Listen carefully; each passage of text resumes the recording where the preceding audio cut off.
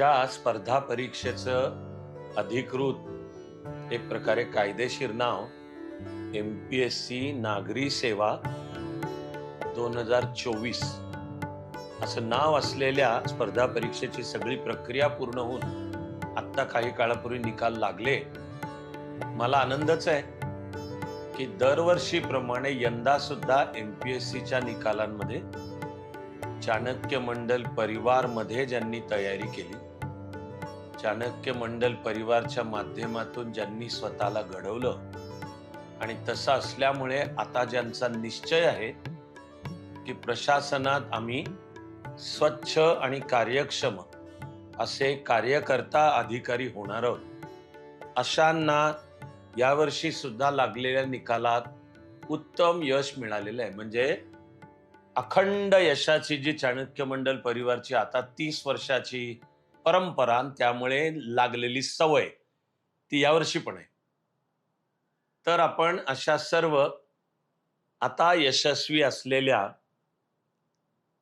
भावी स्वच्छ आणि कार्यक्षम कार्यकर्त्या अधिकाऱ्यांच्या अभिनंदनाचा विशेष कार्यक्रम योजलाय. त्याचं मी तुम्हा सर्वांना खास माझं वैयक्तिक सुद्धा अत्यंत स्नेहाचं निमंत्रण देतो.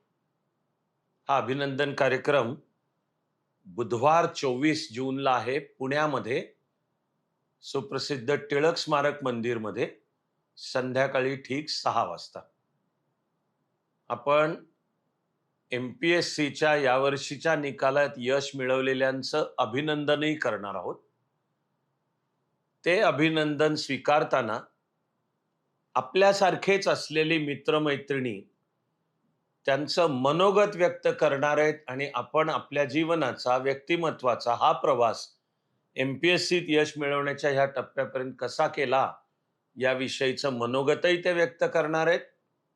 आणि सगळ्यात मुख्य, आपण चाणक्य मंडल परिवारमध्ये स्पर्धा परीक्षेत यश मिळवल्यावर सत्कार कधीही करत नाही. हा नुसता शब्दांचा खेळ नाहीये.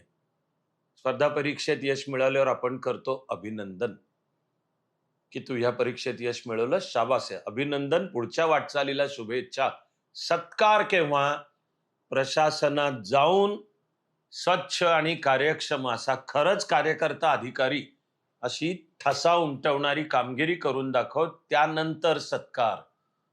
तर आपल्या अभिनंदन कार्यक्रमात सगळ्यात मुख्य असतं हे यश मिळवलेले आता जे अधिकारी व्हायला निघाले ते समाजाला शब्द देतात. तो संकल्प आहे, तो जीवनाविषयी, करिअर विषयीचा.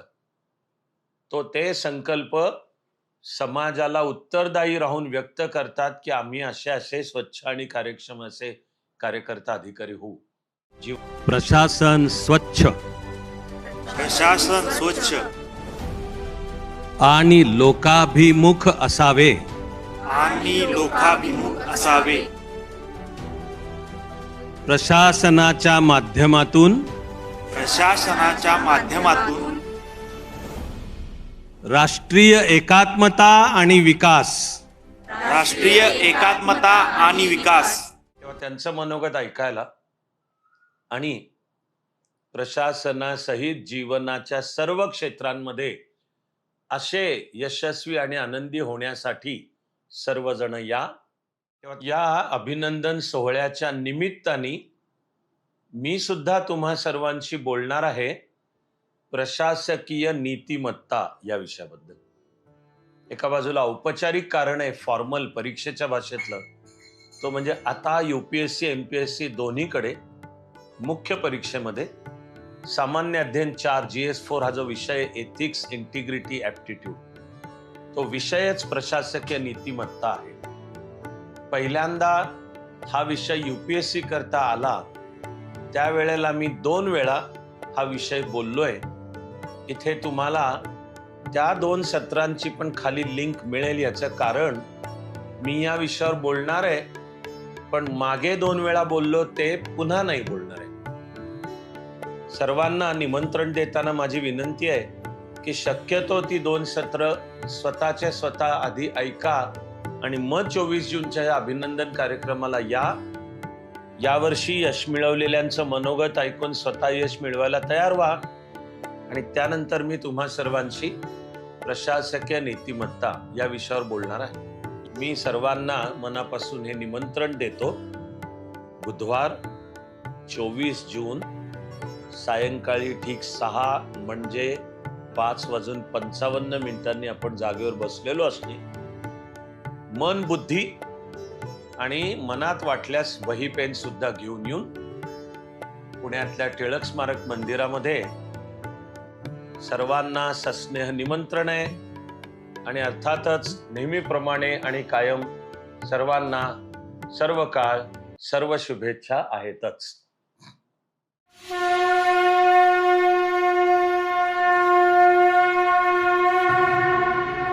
जरी एक अश्रू पुसायास आला, तरी जन्म काहीच कामास आला.